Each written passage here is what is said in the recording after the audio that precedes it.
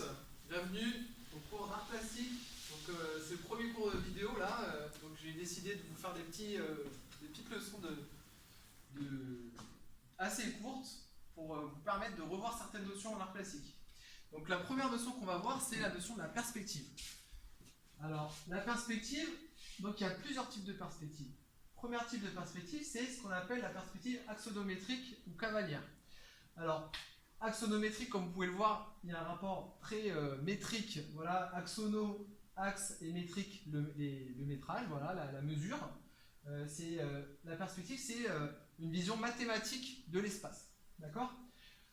Cavalière, vous voyez qu'il y a le mot cavalier, et effectivement, c'est une perspective qui est utilisée dans les cartes. Vous savez, les cartes dans les jeux vidéo que vous avez, là, Warcraft, etc. Ou dans les cartes militaires où on voyait justement des bâtiments, etc. Et il n'y avait pas de profondeur. Bizarrement, c'est une sorte d'illusion de profondeur. Alors la perspective axonométrique, c'est simple. Quand on passe d'une image en 2 dimensions à une image en 3 dimensions, avec l'illusion de la dimension, en faisant quoi?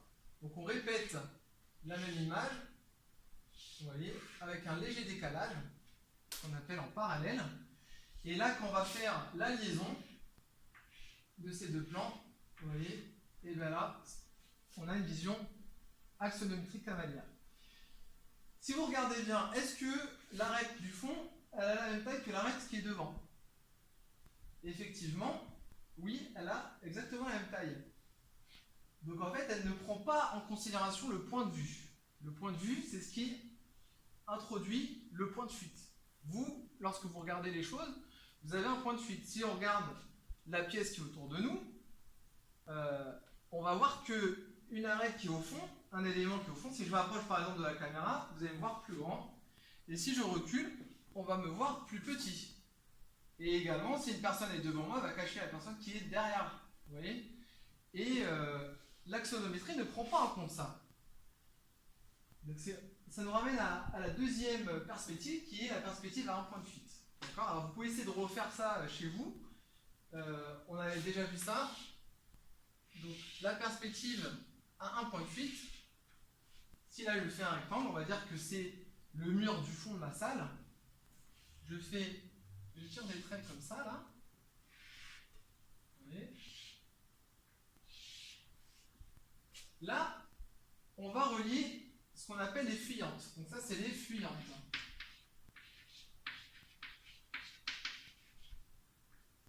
Alors les fuyantes, comme son nom l'indique, elles fuient vers un point. Et si je relie toutes les fuyantes, vous voyez, hop, j'appuie pas très fort sur mon crayon, le trait de construction, on n'appuie pas très fort pour pouvoir les effacer par la suite. Je vais arriver sur un point. Ce point-là, c'est ce qu'on appelle le point de fuite. Point de fuite. D'accord ? Ce point de fuite, il est toujours situé sur ce qu'on appelle la ligne d'horizon. On va voir ce que c'est que la ligne d'horizon. Alors, la ligne d'horizon, c'est quoi? La ligne d'horizon, c'est lorsque vous regardez un paysage, c'est la distinction entre ce qui est la terre et le ciel. D'accord?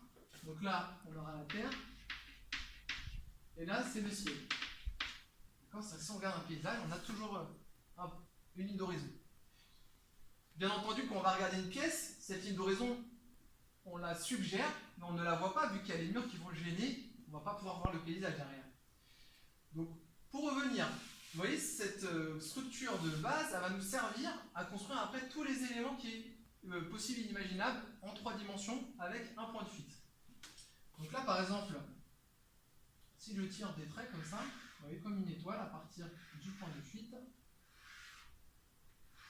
Voilà. Et bien, on va voir ce qu'on peut regarder. Regardez le sol. On va essayer de refaire le carrelage. Regardez le sol. Voilà. On va essayer de refaire, vous voyez, le carrelage. Donc, le carrelage, vous voyez, je vais faire des traits qui sont plus rapprochés et de plus en plus éloignés. De plus en plus éloignés. Et ainsi de suite. Et vous voyez, j'ai comme une sorte de grille.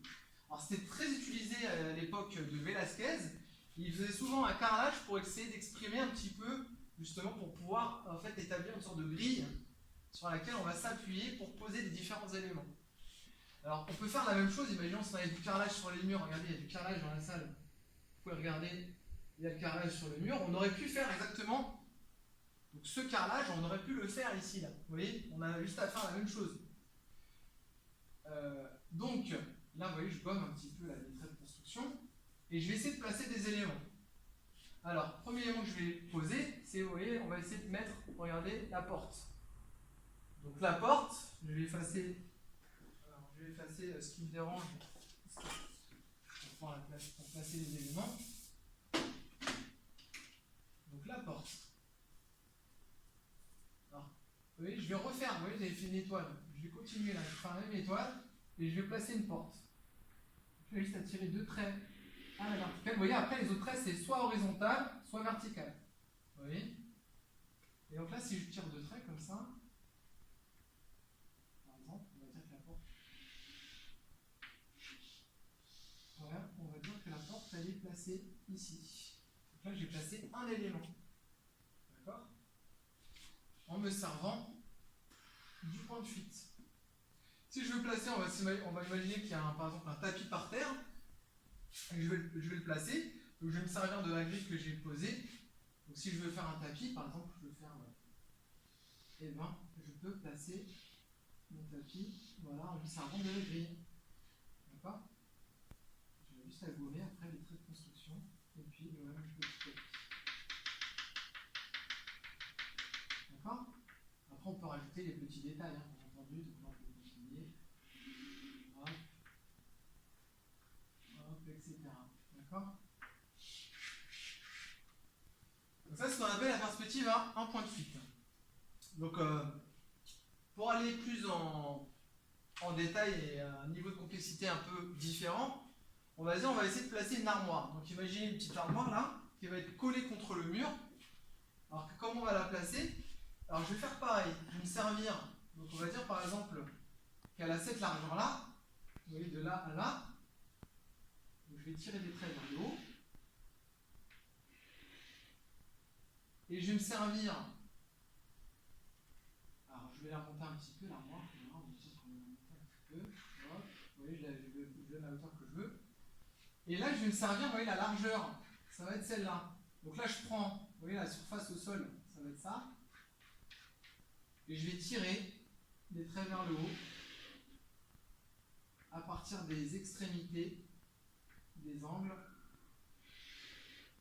et je vais me servir du point de fuite pour retracer mon armoire. Et bien entendu, vu qu'on ne voit pas en transparence, j'efface tout ce qu'il peut y avoir comme trait de construction.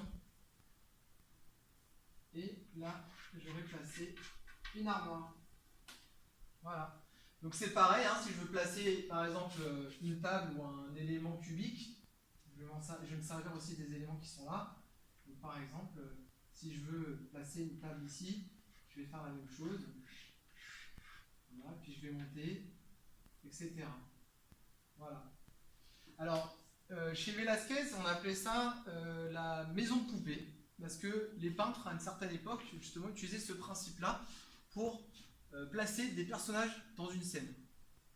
Et imaginons que je veuille placer des éléments, des personnages dans une scène, dans cette scène, on va se dire que si un personnage est au fond là, de la pièce, on va dire qu'il fait cette largeur-là. Alors, vous voyez, on fait par rapport au rapport, ce qu'on appelle le rapport d'échelle. Par rapport à la taille de la porte, on va dire qu'un personnage est un petit peu en dessous. La porte, elle ferait 2 mètres. Le personnage, il ferait un petit peu moins, 1m70. Et donc là, si je tire un trait, vous voyez, là, j'aurai sa taille. Donc imaginons que là, le personnage est à côté de la porte. Si je veux le placer.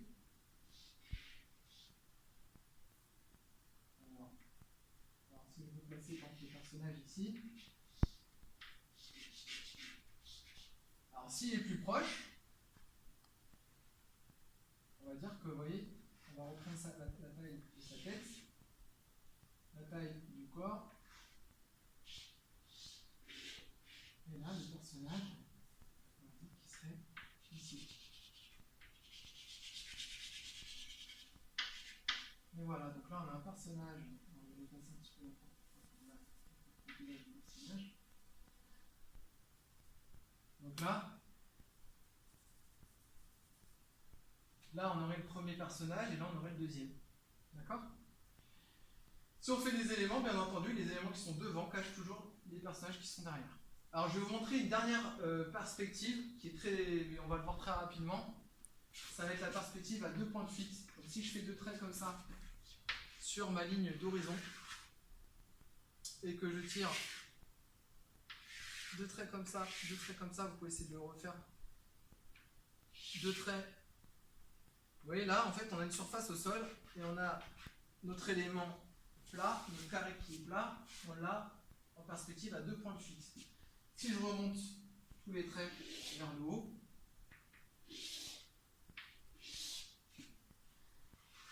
on va se servir de ces repères-là et on va pouvoir avoir une perspective à 2 points de fuite.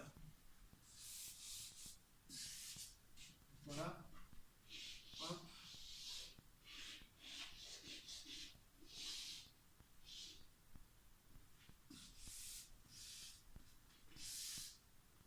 Ensuite, les petites ombres, on va l'imaginer que la source de lumière est par là.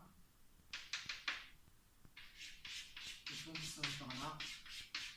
Et là, on aurait un bâtiment par exemple, ça peut être un bâtiment, voilà, ou autre chose. Je reviens rapidement sur le 1 point de fuite. Alors sachez que là, on a fait par rapport à une pièce, mais là en fait, de manière plus simple, si par exemple vous faites un paysage, on peut très bien faire comme ça. Donc là, on a notre point de fuite, d'accord? Ça c'est le point de fuite.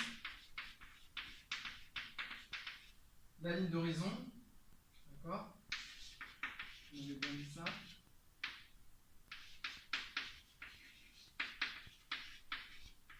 Et là, vous voyez, là on a déjà une perspective en fait. Rien qu'en faisant ça, on a une perspective. Là, on a notre ligne d'horizon. Là, on va se dire que c'est une route. Et par exemple, si on rajoute des éléments, vous voyez que c'est déjà une perspective. Là, par exemple, s'il y a des poteaux tout le long de la route, etc.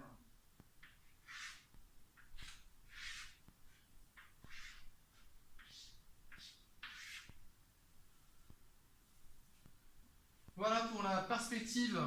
Donc voilà pour quelques petites notions de perspective. Alors on va voir par la suite qu'il y a d'autres types de perspectives, notamment perspective de la sorcière. On peut avoir 3 points de fuite. Si par exemple on regarde un bâtiment et on le regarde par exemple d'en bas et de bas en haut, par exemple contre-plongée, on va avoir un point de fuite qui va vers le haut et des points de fuite qui vont vers les côtés. Du coup ça ferait 3 points de fuite. On peut avoir 4 points de fuite avec des perspectives, avec des...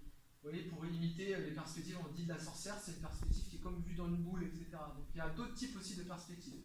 Voilà. Très bien, j'espère que ça vous a plu, et puis on se retrouve pour une autre vidéo. Salut!